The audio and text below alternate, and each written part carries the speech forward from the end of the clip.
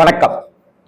Relax with ராம்ஜியில் பல படங்கள் பற்றியும் என் வாழ்க்கையில் நான் சந்தித்த மனிதர்களை பற்றியும் மனிதர்களுடைய பேரன்பை பற்றியும்னு நிறைய பேசிகிட்டு இருக்கேன். தெய்வகடாட்சம் சேனலில் நிறைய ஆலயங்கள் பற்றியும் ஆலய திருப்பணிகள் பற்றியும் நிறைய பேசிகிட்டு இருக்கேன். இதில் ஏற்கனவே கடந்த வருடமும் பாட்டு அப்படின்னு சொல்லி சில பாடல்கள் பற்றி நான் சொல்லியிருந்தேன் அப்படின்னு சொன்னாலும் கூட இப்போ திரும்பவும் அதே போல் ஆரம்பித்தா என்ன அப்படின்னு நிறைய நண்பர்கள் என்கிட்ட கேட்டுக்கிட்டே இருக்காங்க. பாட்டுக்கும் நமக்கும் ஒரு கனெக்ஷன் இருக்குது தானே ராம்ஜி? ஏதாவது ஒரு சந்தோஷம்னா பாட்டு பாடிடுறோம், ஏதாவது ஒரு வருத்தம்னா பாட்டு பாடிடுறோம், ஏதோ ஒரு குதூகலம்னா பாட்டு பாடிடுறோம். எங்கேயோ ஒரு பாட்டு கேட்குது, ஒருத்தங்க பக்கத்தில் ரிங்டோனில் அந்த பாட்டை வச்சுருக்காங்கனாக்கா உடனே 3 நாளைக்கு அந்த பாட்டை நம்ம முன்முத்துட்ருக்கோம். ஒரு துக்கம் அப்படின்னாக்க இப்போ எழுத்தாளர் இந்துமதி அம்மாவுடைய கணவர் ரங்கன் சார் வந்து சமீபத்தில் காலமான ரங்கன் சார், ரங்கன் அவர் பேர். இந்துமதி அம்மாவோட தாய் மாமாவையே இந்துமதி அம்மா கல்யாணம் பண்ணிட்டாங்க. அப்போது இந்துமதி அம்மா போய் பார்க்க போகும்போது அப்போ அவங்க சொன்னாங்க, இந்த மாதிரி படிக்காத மேதை படத்தில் அந்த பாட்டு எனக்கு ரொம்ப ரொம்ப பிடிச்ச பாட்டு ராம்ஜி அப்படின்னு சொன்னாங்க. எங்கிருந்தோ வந்தான் இடை ஜாதி நான் என்றான், இங்கிவனை யாம் பெறவே என்ன தவம் செய்து விட்டேன் ரங்கன் அப்படின்னு அந்த பாட்டு வரும். ரங்கன், சிவாஜி பேர் அந்த படத்தில் ரங்கன், தன்னுடைய கணவர் பெயர் ரங்கன். ஒரு கனெக்டிவிட்டியோட அதை அவங்க ஃபீல் பண்ணுறாங்க. நான் இதை விட அந்த இங்கிவனை யான் பெறவே என்னதவம் செய்து விட்டேன்னு சொல்கிறதுக்கு நமக்கு நிறைய பேர் இந்த வாழ்க்கையில் இருப்பாங்க. அப்படி வாழ்க்கையில் இருக்கிறவங்கள நம்ம புத்தி சேமித்து வச்சுக்கோம். அதே போல் அந்த பாட்டு எனக்கு திருமணம் ஆணுச்சு சுவாமிமலையில் கல்யாண மண்டபத்தில் காலையில் திருமணம் நடந்தது. சாயந்தரம் வந்து நலங்கு வைக்கும்போது தினபூமி பத்திரிகையினுடைய தலைமை செய்தி ஆசிரியர் திருநாவுக்கரசர் சார் வந்து பிரமாதமாக பாடுவார். அவர் வந்து அப்போ பாடுறார், பூமூடி பாடிந்த பூங்குழலி அப்படின்னு. அந்த பாட்டை பாடும்போது நிகழும் பார்த்திபனாண்டு கார்த்திகை திங்கள் அப்படின்னு சொல்லிட்டுலாம் வரும் இல்லையா? அந்த கல்யாண பத்திரிகையவே பாட்டா எழுதியிருப்பார் கண்ணதாசன். திருவளர் செல்வன் சிவராமனுக்கும் அப்படின்னுலாம் வரும். திருவளர் செல்வி ராஜேஸ்வரிக்கும் அப்படின்னு சொல்லிட்டு கல்யாணம் நடக்குது.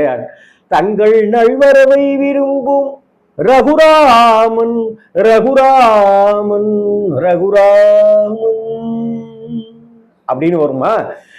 திருநாவுக்கரசர் என்ன பண்ணிட்டாரு, அந்த பாட்டை பாடும்போது தங்கள் நல்வரவை விரும்பும் ரகோத்தமன் ரகோத்தமன் ரகோத்தமன் அப்படின்னு என்னுடைய நண்பனை அந்த இடத்துல சொன்னார். இப்போ அந்த கல்யாண விழாவில் அந்த பாட்டை பாடினதுனாலையும் மனசில் பதிஞ்சிடுச்சு. அந்த பாட்டு ஏற்கனவே ஒரு கல்யாண பத்திரிகையவே பாடலாக வச்சதுனாலையும் பாட்டு பதிஞ்சிடுச்சு. ரகோத்தமன்னு சொன்னதுனாலையும் பாட்டு பதிஞ்சிடுச்சு. அதே போல் அதே நலங்கு விழாவில் நான் பாடினேன், நீலவான ஓடையில். இந்த பாட்டு எனக்கு ரொம்ப பிடிக்கும். அப்போ நான் அதை பாடினேன். ஆக ஏதோ ஒரு கனெக்ஷன் ஒன்று நமக்குள்ளார இருந்துக்கிட்டே இருக்கும்.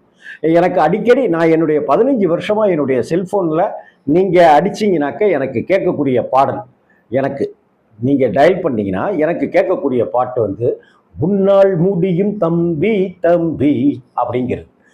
எங்கள் அக்கா காதல் திருமணம் செய்துக்கிட்டு வீட்டை விட்டு போன சமயத்தில் தான் பூவே பூச்சோடவான்னு ஒரு படம் வந்துருந்துச்சு. அந்த பூவே பூச்சோடவா படம் வந்து ஒரு பாட்டிக்கும் பேத்திக்குமான ஒரு உறவு. ஆனால் எங்கள் அக்கா எங்கள் வீட்டை விட்டுட்டு போன பிற்பாடு எங்கள் அக்கா எனக்கு ஒருத்தி தான், அவள் தான் எனக்கு உயிர், உலகமே எல்லாமே அவள் தான். அவள் போன பிற்பாடு என்னை 2 பாட்டு என்னை டிஸ்டர்ப் பண்ணிக்கிட்டே இருந்துச்சு. ஒன்று அந்த பூவே பூச்சோடவால அழைப்பு மணி எந்த வீட்டில் கேட்டாலும் ஓடி நான் வந்து பார்ப்பேன். ஏன்னா எங்க போன அக்கா திரும்ப வந்துருவாளோ அப்படிங்கிற ஒரு எண்ணம் எனக்கு, எங்கள் அம்மாவுக்கு, எங்கள் அப்பாவுக்குலாம் இருந்துச்சு. அதே போல் அவ கர்ப்பமா இருக்கா அப்படின்னு தெரிஞ்ச சமயத்துல நான் காரைக்குடியில இருந்த சமயத்துல அவளுக்கு லெட்டர் எழுதுவேன். அந்த லெட்டர்ல வந்து ஒரு பாட்டு வரி மொத்தத்தையுமே எழுதிட்டேன். அஹ் கண்ணின் மணி போல மணியின் மொழி போல கலந்து பிறந்தோமடா, இந்த மண்ணும் கடல் வாழும் மறக்க முயன்றாலும் மறக்க முடியாதடா, உறவை பிரிக்க முடியாதடா. அண்ணனுக்கும் தங்கைக்குமான பாட்டு தான். ஆனா இந்த பாட்டை நான் என்னுடைய அக்காவுக்கும் தம்பிக்குமான பாட்டா நான் ஸ்வீகரிச்சுக்கிட்டேன், நான் வரிச்சுக்கிட்டேன். அதே போல நான் 8வது 9வது படிக்கும்போது காதல், அது காதலா என்னங்கிறது எல்லாமே வேற விஷயமா இருந்தாலும் ஒரு பெண் நமக்கு ஒரு கிளுகிழுப்ப தருவா இல்லையா, அந்த சமயத்துல தகதோம் தகதோம் தகதோம் தகதோம் தக தக தக தகதோம் தகதோம் தகதோம் தகதோம் தகதோம் தக தக தகதோம் தகதோம் தகதோம் தகதோம் தகதோம் தகதோம் தகதோம் தகதோம் தகதோம் உன் வெள்ளி கொலுசொலி வீதியில் கேட்டால் அப்படின்னு இருக்கு இல்லையா, விழியில் விழுந்து இதயம் நுழைந்து உயிரில் கலந்த உறவே.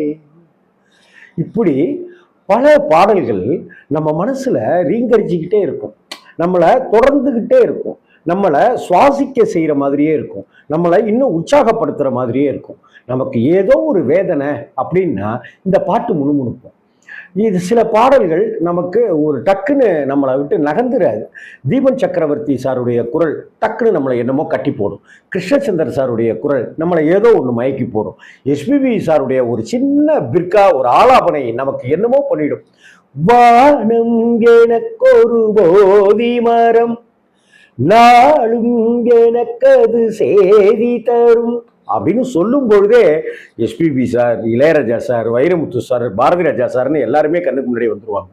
இப்படி பல தருணங்கள்ல நான் ஆணையிட்டால், ஏன் அந்த மனுஷன் அந்த சமயத்துல நான் ஆணையிட்டால் அது நடந்து விட்டால் இங்கு ஏழைகள் வேதனை படமாட்டார்னு ஏன் வாலி சார் அப்படி எழுதினார் எம்ஜிஆருக்கு? ஒரு தீர்க்கதரிசி மாதிரி எழுதினாரு. இன்னும் நமக்கு அது வியப்பையும் ஒரு ஆச்சரியத்தையும் தரக்கூடிய ஒரு 8வது அதிசயம் தான். இந்த மாதிரி பாடல்களுக்கும் நமக்கும் ஒரு கனெக்டிவிட்டி இருந்துகிட்டே இருக்கும். ஒரு பாடல் நம்மளை தொன்று தொட்டு, எனக்கு 57 வயசு ஆகுது அப்படின்னா குறைந்தபட்சம் 47 வயசுல இருந்து நான் பாடல்களை கேட்க ஆரம்பிச்சுட்டே இருக்கேன்னாக்க, என்னுடைய 10வது வயசுல, 16வது வயசுல, 19 வயசுல, 22 வயசுல நான் கேட்கிற பாடல்கள் எனக்கு இன்னும் தொடர்ந்துகிட்டே இருக்கும். சில சமயம் நண்பர்களை ஞாபகப்படுத்தும், இந்த படத்தை நம்ம அந்த நண்பனோட தானே பார்த்தோம் அப்படின்னு. சில சமயங்கள்ல அந்த நண்பனை நம்ம 2 பேரும் சேர்ந்து பாடினோமே, பாடலாமா அப்படின்னு கேட்டு பாடினது ஞாபகத்துக்கு வரும். நானும் அந்த நண்பனும் சேர்ந்து ஒரு பெண்ணை பார்க்க போனது ஞாபகத்துக்கு வரும். சினிமா தேட்டருக்கு போகும்போது சேர்ந்து பாடிட்டே போனது ஞாபகத்துக்கு வரும். எங்க அப்பா தரக்குன்னு பாடினது ஞாபகத்துக்கு வரும். பாலகுமாரன் சார் திடீர்னு பாடினது ஞாபகத்துக்கு வரும். இப்படி இது மாதிரி ஒவ்வொரு விஷயங்களா நமக்கு என்னமோ ஒன்று பண்ணிக்கிட்டே இருக்கும். நான் மதுரையில் தினபூமி பத்திரிகையில் ஒர்க் பண்ணும்போது இரவு 12 மணிக்கு மேலே இப்போ நல்ல நல்ல பாடல்களாக போடுவாங்க. அப்படி ஒரு நாள் போட்டப்ப சத்திரியன் படத்தில் இளையராஜா சாருடைய இசையில் சொர்ணலதாமா பாடின மாலையில் யாரோ மனதோடு பேசு, இந்த பாட்டை அன்னைக்கு நான் இரவு கேட்டுட்டு அதுக்கு அடுத்த நாள் நான் அப்படியே அங்கங்கே போகும்போது முணுமுணுத்துக்கிட்டே இருக்கேன். அடுத்த 4வது நாள் பார்த்தா அலுவலகத்தில் ஒரு 50-60 பேர் இந்த பாடலை முணுமுணுக்கவே ஆரம்பிச்சிட்டாங்க. இது நான் காரணம்னு சொல்ல வரல, இது அப்படியே தொத்திக்கும், எப்படியே ஒன்று நடந்துக்கிட்டே இருக்கும். அது அந்த சில இது மாதிரி பாடல்கள் இருக்கும். சில பாடல்கள் என்ன செய்யும்னாக்கா அந்த வாத்தியங்களை நம்மளையே வாசிக்க வைக்கும். நலம்தானா அப்படின்னு சொல்ல வைக்கும். அதே போல இதுல பாத்தீங்கன்னாக்க அட பிப்பி டும் டும் டும் பிப்பி டும் டும் டும் பிப்பி டும் டும் டும் டும் டும் அப்படி சொல்லும் போதே நமக்கு ஒரு உற்சாகம் ஒன்று வந்துடும். இது மாதிரி வாழ்நாள் எல்லாம் பாட்டு தாங்க நம்ம கூடவே இணைஞ்சி பிணைஞ்சி நம்மளோட உறவாடிட்டு இருக்கிறது அந்த பாட்டு. அது இசை, வரிகள், காட்சி, நடிகர்கள், நடிகைகள், இயக்கம், ஒளிப்பதிவு அப்படின்னு பல விஷயங்களை சார்ந்து உள்ளடக்கியதாகத்தான் இருக்கும். அது ராம்ஜி அப்படிங்கிற இந்த 57 வயது ஜென்மத்துக்கு பாட்டு நிறைய சேகரித்து மனசு முழுக்க பாட்டாக இருக்கு. இந்த பாட்டு என் வாழ்நாளெல்லாம் தொடர்ந்துக்கிட்டே இருக்கு. இது மாதிரி உங்களுக்கு இருக்கும், அவர்களுக்கு எல்லாருக்குமே இருக்கும்ன்ற ஒரு நம்பிக்கை அதில் தான். வாழ்நாளெல்லாம் பாட்டு அப்படிங்கிற தலைப்பில் உங்களோட அடிக்கடி நல்ல நல்ல பாடல்களை நான் விரும்பிய, நான் ரசித்ததில் அப்படின்னு எல்லாம் உங்கள்கிட்ட பகிர்ந்துக்கணும்னு ஆசைப்பட்றேன். வாழ்நாளெல்லாம் பாட்டு. உங்களுக்கு பிடித்த பாட்டையும் சொல்லுங்கள். எனக்கும் அந்த பாட்டு பிடிக்கும்னு கண்டிப்பாக நம்புகிறேன். நான் அந்த பாடல் பற்றியும் அந்த பாட்டு படமாக்கப்பட்ட அந்த ஸ்டைல் பற்றியுமே கூட பேசுவதற்கு நான் தயாராக இருக்கேன். வாழ்நாளெல்லாம் பாட்டு. வணக்கம். இந்த வாழ்நாளெல்லாம் பாட்டு அப்படிங்கிற இந்த இன்ட்ரோ உங்களுக்கு பிடிச்சிருந்தா லைக் பண்ணுங்கள், கமெண்ட் பண்ணுங்கள், ஷேர் பண்ணுங்கள், சப்ஸ்கிரைப் பண்ணுங்கள். வணக்கம்.